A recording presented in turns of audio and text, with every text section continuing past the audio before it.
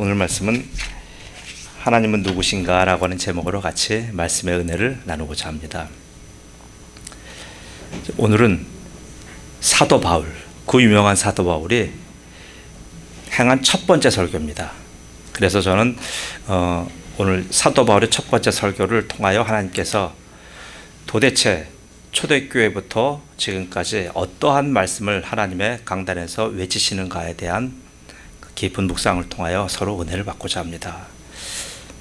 여러분 각자는 지금 자기가 생각하고 있는 설교의 전형이 있어요. 여러분이 좋아하는 설교 패턴이 있고요. 여러분이 선호하는 설교자가 있어요. 다 달라요. 그래서 거기에 맞으면 그 설교가 은혜가 되고요. 거기에 맞지 않으면 설교를 이렇게 우리가 취사 선택합니다. 그런데 보십시오. 우리는 누구예요? 그리스도의 사람들이잖아요. 그리스도의 사람은 그리스도를 닮은 사람이고 그리스도의 영으로 함께하는 사람들입니다. 그러면 우리는 어떻게 됩니까? 다른 말로 말하면 성경의 사람들이에요. 성경의 사람은 성경에서 하나님이 말씀하시고 행하시는 것을 우리가 그대로 받아들여야 되는 그러한 사람들입니다. 우리가 하나님의 사람들에도 불구하고 우리가 세상의 소리에 더 민감하고 세상에게 더 많은 것을 우리가 할애한다고 한다면 우리 다시 한번 점검해 봐야 돼요. 오늘 바울 사도가 이 첫 번째 설교인데 제가 여러분 기억하실 겁니다. 아마 스데반 설교 때는 제가 언급하지 않고 그냥 넘어갔어요. 길기도 하지만 스데반 설교는 그거 한 편이 첫 설교와 마지막 설교를 장식했어요. 근데 이제 이 사도 바울 설교는 제가 여러분에게 이제 잠깐 소개하는 이유는 뭐냐 하면 이 설교가 사도 바울이 첫 번째 행했고 하나님을 모르는 지역, 비시디의 안디옥이라고 하는 지역, 지금으로 말하면 터키의 남부 지역에 해당됩니다. 그런데 가서 첫 번째 설교예요. 물론 회당이라고 하는 그런 유대인들이 모여서 유대인들의 하나님을 예배하는 장소에 가서 그가 말씀을 전했습니다.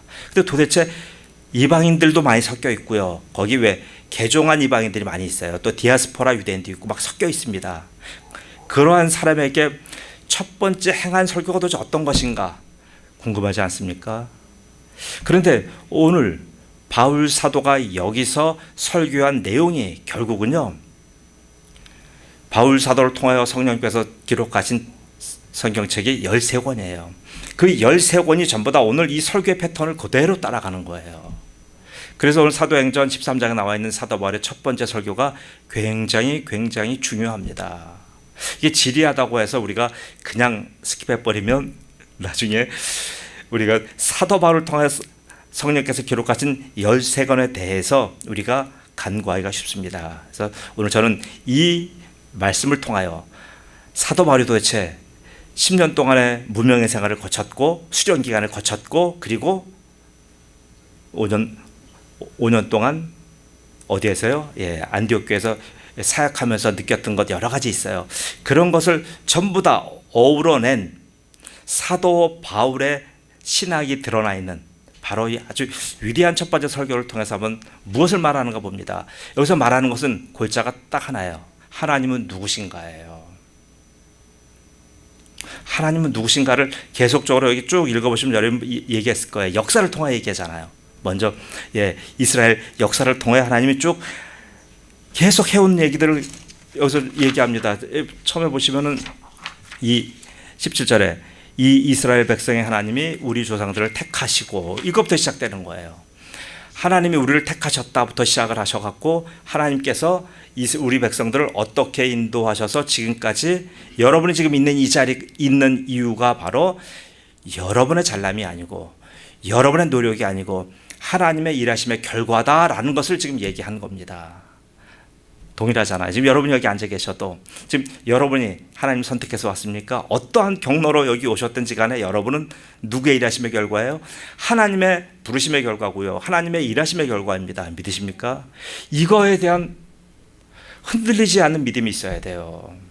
왜 사람들이 자꾸만 툭하면 교회 생활이라는 게 그렇잖아요. 많은 사람과 더불어 살다 보면 갈등이 없을 수 없어요.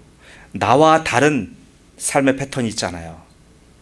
내가 좋아하는 것, 싫어하는 것 다 골고루 섞여 있잖아요. 그럼 어떻게 됩니까? 그런 것에 자꾸만 부딪혀서 교회를 떠나고 옮기고 하시는 분들이 있습니다. 이분들은 지금 뭐냐면 보세요. 하나님의 선택하심, 하나님의 일하심, 하나님이 나를 여기서 부르고 세우심에 대한 성경적인 자각이 없는 거예요. 그러니까 부평초처럼 떠돌아다니는 거예요. 좀 많은 그리스도인들이 지금 문제가 여기에 있습니다. 하나님이 나를 부르셨고, 그러니까 지금 사도 바울 설교가 그것부터 시작하는 거예요. 여러분과 나는 지금 내가 여기 온 것도, 여러분 여기 오셔서 지금 우리가 같은 유대의 계통의 혈통을 받았지만 우리가 지금 비시디아 지방의 안디옥이라고 하는 이런 도시에서 지금 만나게 된 것은 여러분과 제가 개인적인 친분이 있는 것도 아니고 우리가 어떤 안면이 있는 것도 아니다. 우리는 뭡니까? 전적으로 하나님의 부르심에 의해서 여러분도 와 계시고 나도 와 있다, 이 얘기예요.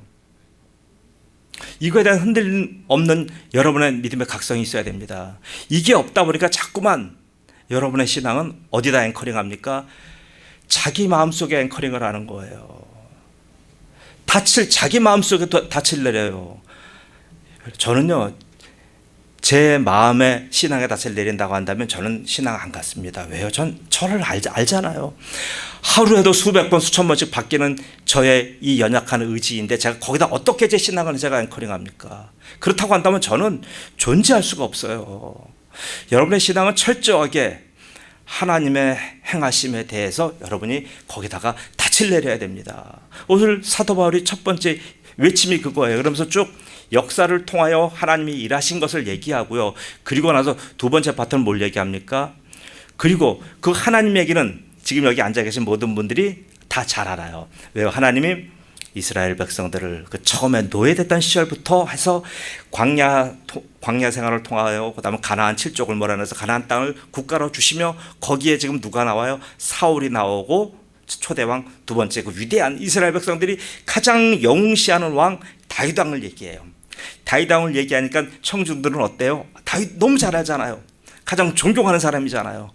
다윗 왕을 얘기하니까 이제 이스라엘 역사가 흥미진진하게 계속 되려나 보다 하고 모든 청중들은 바울의 입을 주목합니다. 그런데 갑자기 바울은 거기서 뚝 끊어버려요. 뚝 끊고 청중이 원하고 기다리는 설교는 하지 않고 거기서 대뜸 뭘 얘기합니까? 세례요한 얘기를 꺼내는 거예요. 그 청중들은 세례요한은 알아요. 왜 합니까? 세례요한은 바로 세례요한이 나와서 외칠 때 모든 사람들의 반향이 어떠냐면요, 저는 이 시대에 온 하나님의 엘리야다라고 하는 그런 사고로 가득 차 있었어요. 지금 하나님이 말라기와 마태복음 사이에 있는 그 암흑기를 400년 신구약 중간기 또는 암흑기라고 합니다. 그 암흑기는 왜 암흑기냐면 하나님께서 어떠한 하나님의 계시와 이상과 하나님의 선지자를 보내지 않으셨어요. 그리고 나서 첫 번째 보낸 선지자가 바로 세례 요한입니다. 그래서 세례 요한이 오자마자 어땠습니까? 유대사회에 폭탄을 터뜨렸잖아요. 그 사람은 궁정과 시내와 저작거리에서 복음 전한 거 아니에요. 그는 광야에서 거의 혈거인과 같은 모습으로 광야에서 외쳤잖아요. 어느 누구 탓도 보지 않고 엘리야의 성정으로 그가 말씀 전했을 때 모든 이스라엘 회중들이 놀란 거예요. 드디어 하나님이 보낸 종이구나라고 하면서 세례 요한을 등장시켜서 청중들의 관심도와 청중들의 생각을 완전히 일거에 반전시켜버립니다. 그리고 나서 세례 요한을 얘기를 하면서 그다음 누구를 얘기하냐면 예수님을 얘기하는 거예요. 그 세례 요한이 오실 메시아, 나는 아무것도 아니다. 나는 쇠하여야 되고 내 뒤에 오실 분, 그분이 계신데 나는 그분의 신들매, 신발끈도 맺을 자가 못 된다라고 하면서 자기 뒤에 오시는 그 메시아를 소개한 거예요. 그러니까 이스라엘은 난리가 난 거잖아요. 로마 치하에서 지금 처절하게 살아가는 자기들의 모습 그들은 생각했을 겁니다. 애굽에 400년간 종살이 할 때 하나님이 모세를 보내셔서 자기의 백성들을 구출해낸 것처럼 드디어 세례 요한 이후에 오실 그 메시아를 통하여 다시 우리를 구원해 주실 거다라고 하는 정치적이고 이 땅에 나라를 둔 근거한 강력한 유대 신정국가를 생각했을 겁니다. 그런데 그런 일이 생기지 않았어요. 그리고 나서 그 세례요한이 얘기한 예수님 얘기를 하는 거예요. 예수님을 얘기하면서, 그러니까 그 회중들은 어때요? 아니, 신선하기는 한데 예수가 누구지? 지금 저분이 평상시 우리 회당의 랍비가 설교한 내용과 다르네. 우리 랍비는 율법을 얘기하고 예언서를 읽고 그리고 우리의 역사를 얘기하는 것까지는 하는데 세례요한 얘기도 안 하고, 그리고 나서 누구 얘기해? 특별히 예수 얘기를 안 하는 건데 예수 얘기를 하는 거예요. 예수의 얘기를 하면서 예수의 얘기와 함께 바로 뭐로 들어갑니까? 바로 예수의 얘기와 함께 하면서, 그리고 예수를, 하나님과 예수의 관계를 얘기하는 거예요. 이스라엘 백성들이 제일 싫어하는 내용이 이겁니다. 자기들이 섬기고 자기들을 믿고 자기들이 따라왔던 그 하나님과 자기들이 배척하고 자기들 십자가 죽인 예수와는 완전히 원수잖아요. 그런데 바울 사도의 설교는 그 하나님과 바로 자기들 그 예수와 함께 같이 결부시켜 버리는 거예요. 그러니까 여기서 회중들이 너무나 놀라는 거예요. 아니, 이런 얘기를 들어본 적이 없잖아요. 이런 설교를 여지껏 들어본 적이 없는 거예요. 비시디아 안디옥이라고 하는 그 도시는 비시디아 지방의 수도예요. 나름 좀 어느 정도 시가지가 있는 동네입니다. 그럼 거기 지식인도 있고 많은 명망가도 있을 수 있잖아요. 그런 분들이 모여있는 회당인데 거기서 지금 이런 청천벽력과 같은 얘기를 합니다. 그리고 예수에서 끝나지 않고 더 나아가서 무슨 얘기를 하냐 하면, 바로 지금 너희들의 상태가 예수 그리스도와 연관이 없기 때문에 너희들의 상태는 지금 불의한 상태다. 너희들은 죄 씻음 받지 못했다. 이 얘기를 해버리는 거예요. 이런 얘기를 들어본 적이 없어요. 왜요? 유대인들은, 그들은 선민이잖아요. 하나님의 선택받은 백성이에요. 선택받았다고 한다는 것은 유대 종교의 관념으로 의할 것 같으면 이미 구원을 받은 사람들이란 말이에요. 이미 구원을 받은 사람들이기 때문에 자기들에게는 어떤 다른 어떻게 살아갈 것인가만 그 사람은 중요한 것이지 왜 살아가느냐는 중요하지가 않아요. 그런데 지금 근본적인 질문을 던지는 거예요. 지금 당신들이 살아가는 방식이 잘못됐다. 얼마나 놀랍니까? 지금 사도 바울이 첫 번째 설교에 이런 설교해야 되겠습니까? 다음번에 자기가 또 초청받아서 설교하려면 조금 더 부드럽고 조금 더 세상과 좀 이렇게 사람들 잘 친화적인 설교를 했어야 되는데도 불구하고 오늘 사도 바울은 직격탄을 쏴버리는 거예요. 그래서 오늘 그 내용을 가지고 제가 여기서 이 앞에 부분 놔두고 가장 핵심적인 부분, 오늘 주보에 나와 있는 부분이에요. 주보에 나와 있는 부분이 바로 37절에서 39절까지 내용입니다. 이 내용을 중심으로 같이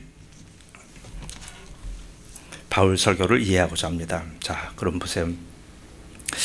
여러분, 성경은 우리 보고 죄인이라고 합니다. 여러분 동의하십니까?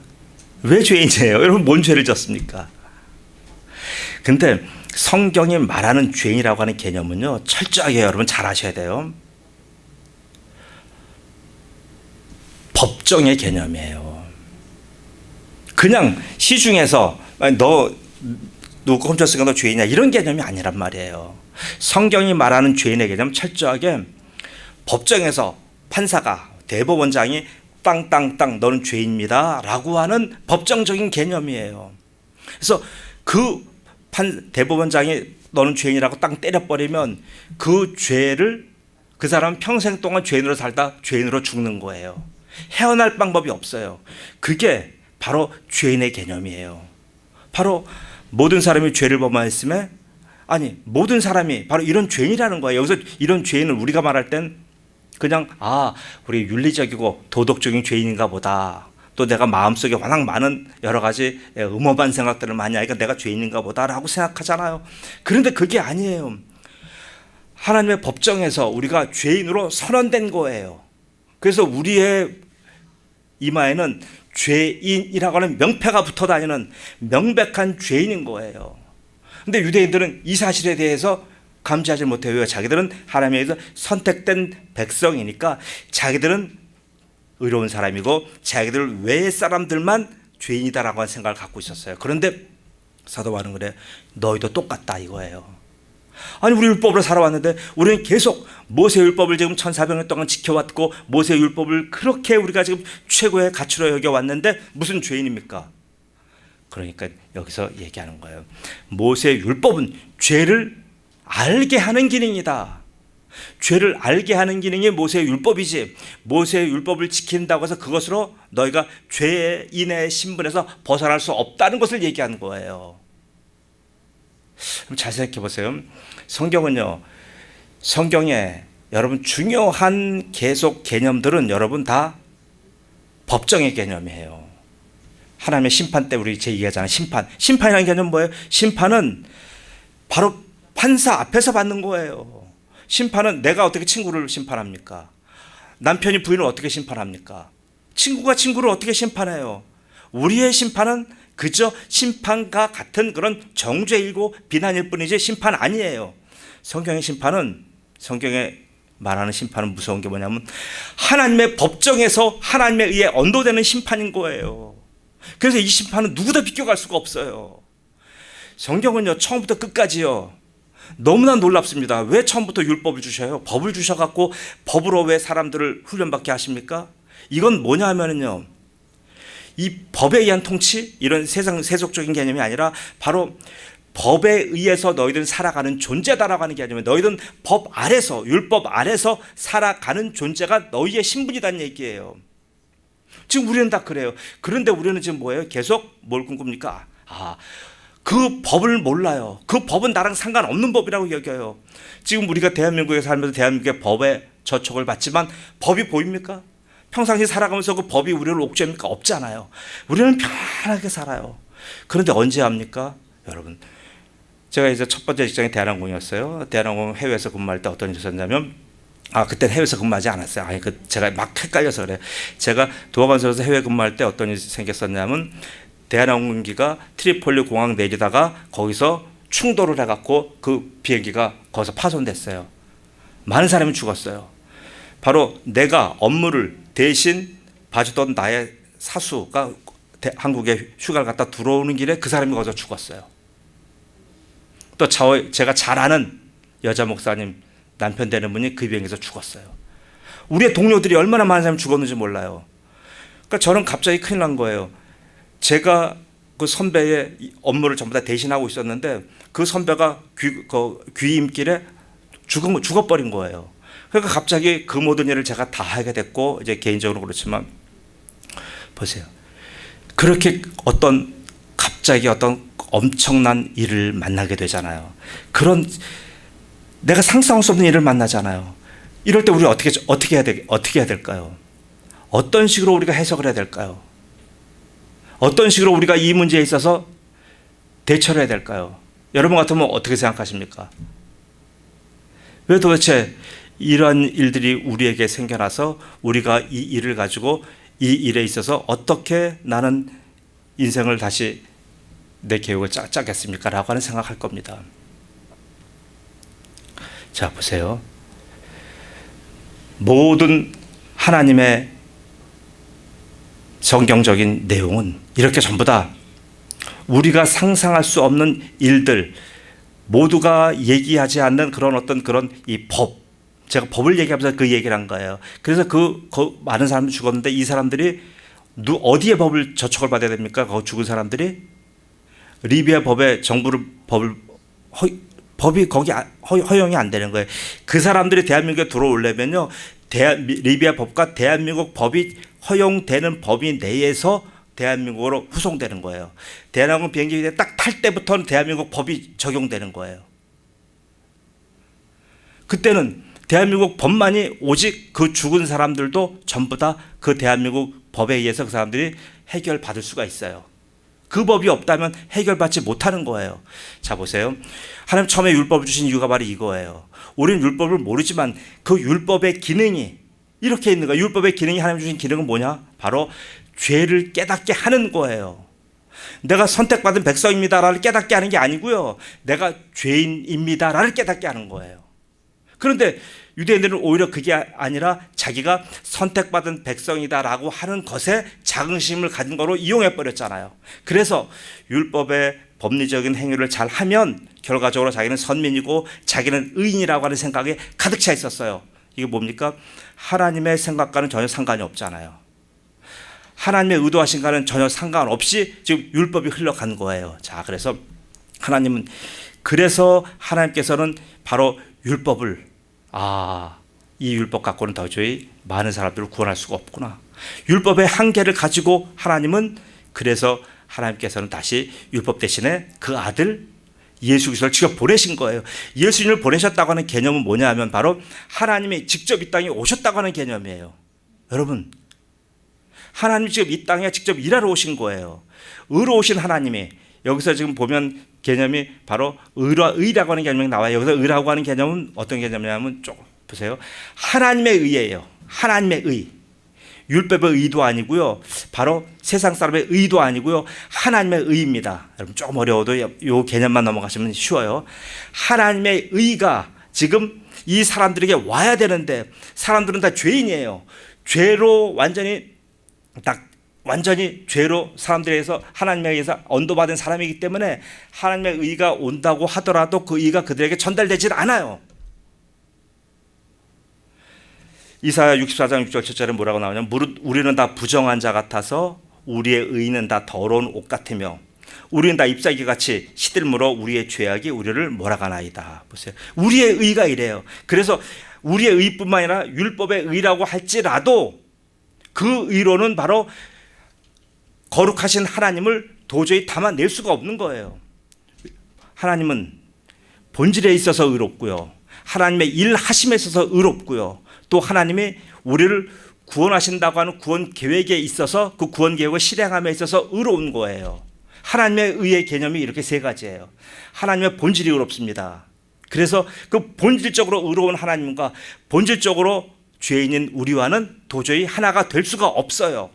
그래서 하나님이 직접 일하신 거예요. 하나님의 일하심이 결국은 구약의 율법이고 선지자를 보내신 것이고 많은 예언자를 보내신 것이 바로 하나님의 일하심이에요. 그래서 하나님의 일하심이 절정이 뭡니까? 예수 그리스도를 보내신 거예요. 예수님을 보내셨기 때문에 그 예수님으로 말미암아 바로 하나님의 의로움이 바로 우리에게 전달되는 거예요. 만약 예수님이 오시지 않으셨다고 한다면 의로우신 하나님과 죄인은 만날 방법이 있을까요? 없을까요? 없어요. 자, 이해 가시죠? 예, 좀 어렵더라도 여러분 따라오셔야 됩니다. 의로우신 하나님과 불의한 죄인들 간에는 도저히 만날 방법이 없는 거예요. 하나님은 불의한 죄인을 구원해 주기를 원하시는 거예요. 그들을 구원하여 모든 사람을 하나님의 존전으로 불러들이기를 원하시는데 이들은 죄인이기 때문에 그들에게 하나님의 의가 전달될 방법이 없는 거예요. 근데 그 기능을 담당하라고 보냈던 율법이 완전히 왕노릇한 거잖아요. 율법이 오히려 하나님 앞으로 가는 모든 길들을 다 막아버렸잖아요. 그래서 하나님께서는 그 아들 예수 그리스도를 이 땅에 보내신 거예요. 예수님이 오신 것은 뭐예요? 하나님의 의로 오신 거예요. 예수님은 바로 하나님의 의로움을 갖고 이 땅에 오신 거예요. 예수님 자신이 바로 하나님의 의란 말이에요.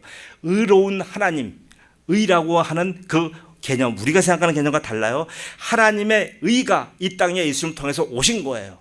그 예수님이 오셔서 죄인들과 하나님 사이를 연결했어요. 이것이 바로 이 사건을 뭐라고 합니까? 바로 십자가의 대속의 사건이라고 하는 거예요. 이 대속의 사건을 통하여 어떠한 변화가 있냐면 우리에게 두 가지 변화가 있어요. 바로 하나님의 의가 우리에게 들어왔고요. 첫 번째는, 두 번째는 뭡니까? 바로 우리가 죄인의 신분에서 우리의 죄가 완전히 죄 씻음을 받은 거예요. 이 두 가지의 변화를 오늘 얘기한 거예요. 그 내용을 제가 한번 읽을게요.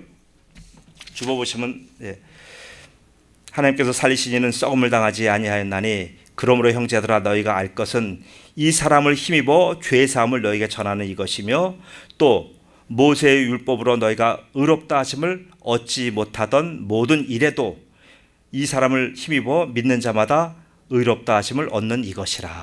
아멘. 여러분 약간 어려우실 수도 있어요. 근데 지금 이 설교 내용이 계속 바울서신 13권의 주제예요. 바울서신 13권이 계속 이 얘기하는 거예요. 의롭다, 칭의와 죄사함, 속죄, 이 얘기를 계속 반복하는 거예요. 그래서 사도 바울이 왜 전도 여행을 1차, 2차, 3차를 하냐면 가는 곳곳마다 전한 내용이 다 이거예요. 전한 복음이 바로 이 복음이란 말이에요.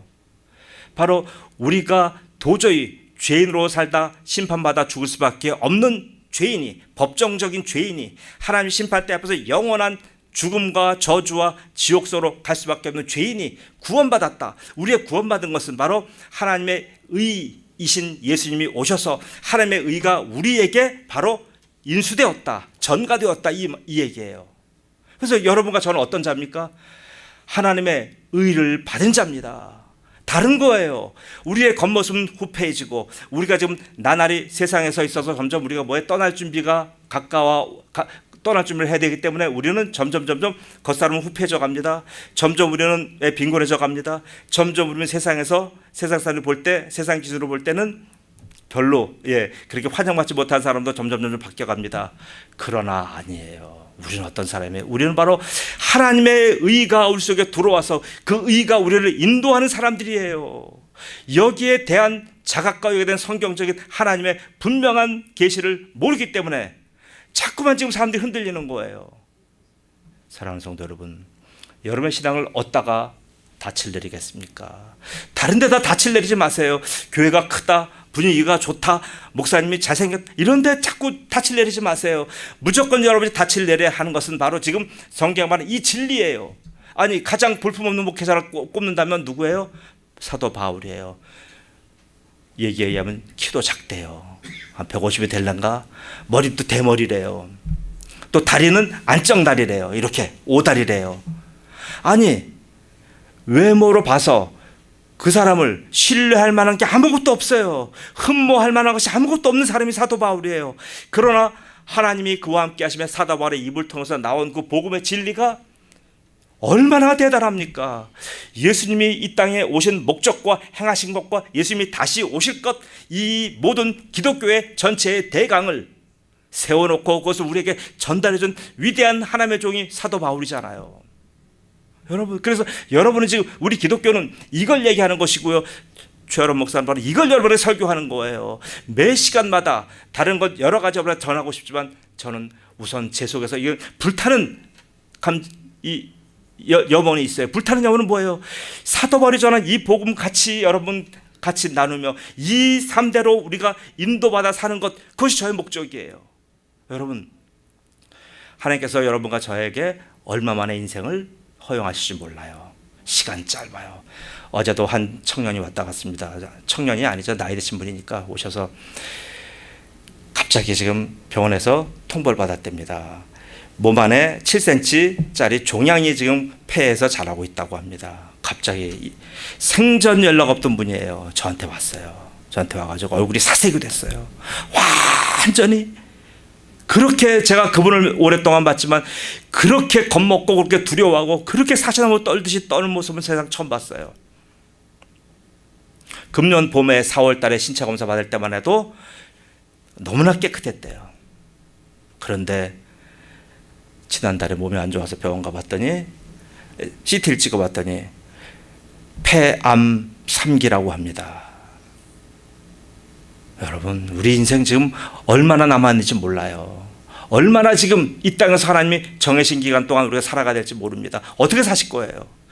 여전히 그렇게 우리가 육신대로 살고 육신 다 걸어가는 길 그대로 걸어가시겠습니까? 여러분, 성경은 분명히 얘기하는 거예요.